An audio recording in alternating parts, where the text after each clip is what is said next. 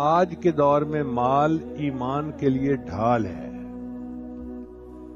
آج کے دور میں مال ایمان کے لیے ڈھال ہے، کیونکہ حدیث مبارکہ میں ہے کاد الفقر ان یکون کفرا، قریب ہے تنگ دستی تجھے کفر تک پہنچا دے.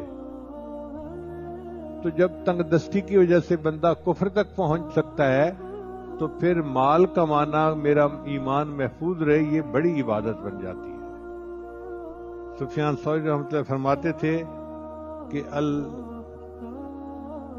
المال فی ھذا الزمان سلاح المؤمن، آج کے دور میں مال مومن کے لیے اسلحہ ہے جس سے بندہ اپنی حفاظت کرتا ہے. اگر کسی کی بیوہ ہو اور اس کے پاس وسائل ہوں تو وہ اپنی عزت کی حفاظت کر سکتی ہے، وہ اپنی جان کی حفاظت کر سکتی ہے، اپنے ایمان کی حفاظت کر سکتی ہے.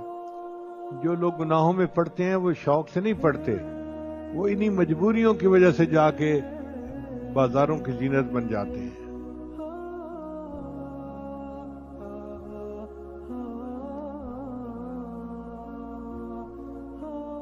حضرت داؤد علیہ السلام نے فرمایا نعم العون الیسار علی الدین، مالداری دین میں بہترین معاون ہے.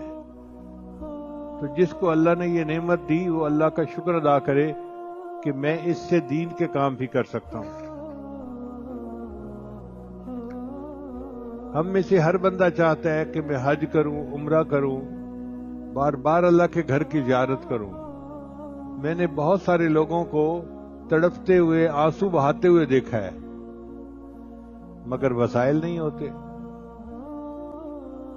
تو اگر مال ہوگا تو انسان اس عبادت کو آسانی کے ساتھ کر سکے گا. بعض ایسے بھی لوگ ہیں اپنے طیارے ہیں جن کے اگر وہ چاہے تو ہر ہفتے اپنے طیارے پہ جا کے عمرہ کر سکتے ہیں. توفیق نہیں، وہ جاتے ہی نہیں، زندگی میں عمرہ نہیں کیا ہوتا انہوں نے. تو اگر یہ نیت ہو کہ میرے پاس مال ہوگا تو میں یہ عبادت کروں گا تو یہ اللہ کی طرف سے بڑے اجر کا باعث ہوگا. چنانچہ ایک غزوہ کے موقع پہ، غزوہ تبوک کے موقع پہ سیدنا عثمان غنی اللہ عنہ نے اونٹوں کا ایک بڑا قافلہ پیش کیا. کئی 100 اونٹ تھے سامان سے لدے ہوئے.